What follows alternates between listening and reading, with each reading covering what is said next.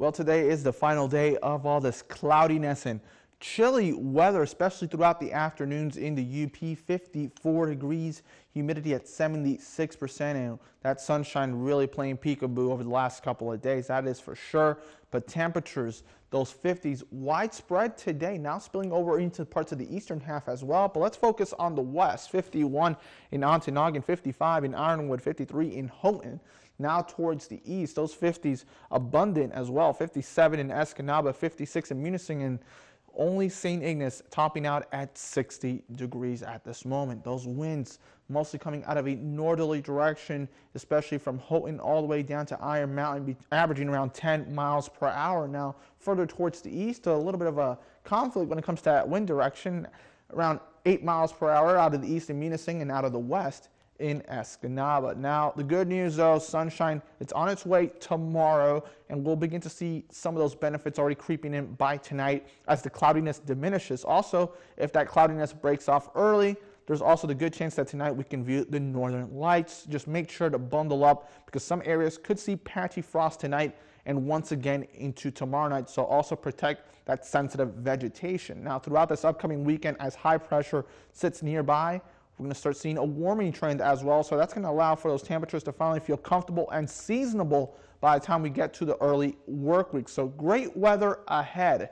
Now, the big story this entire week when it comes to the entire U.S. has been Hurricane Irma making its way through the Atlantic Ocean, affecting the Lesser Antilles back on Tuesday, Puerto Rico on Wednesday. Now it's Thursday, and now it's just to the north of the Dominican Republic. 175-mile-per-hour Category 5 hurricane, bringing already catastrophic results already in its path towards the east. Already hurricane watches in effect for the southern tip of Florida.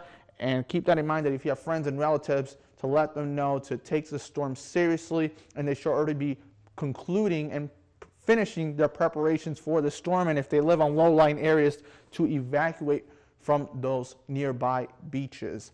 Now, when it comes to hurricanes in general, every category goes up, it's exponentially destructive than the one before. So when it gets to a Category 5, unfortunately, it's just catastrophic damage, and it's even hundreds of times worse than compared to a Category 1. Now, for us here, we're just going to see our weather getting better. Now, keep in mind towards the south, this is not just going to affect Florida Hurricane Irma. It's going to affect also eventually the Carolinas and Georgia by the end of the weekend into early next week. So keep that in your thoughts.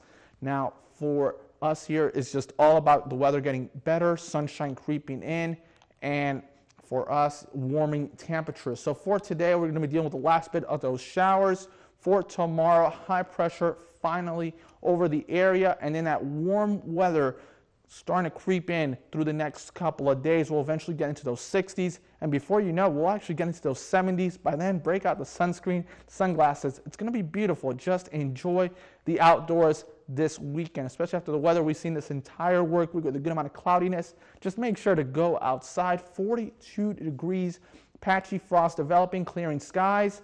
And then for tomorrow, just spectacular finish to the work week.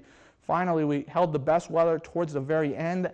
Winds out of the north at 10 miles per hour, and temperatures finally breaking into those low 60s and even getting warmer through the next couple of days. 71 on Monday.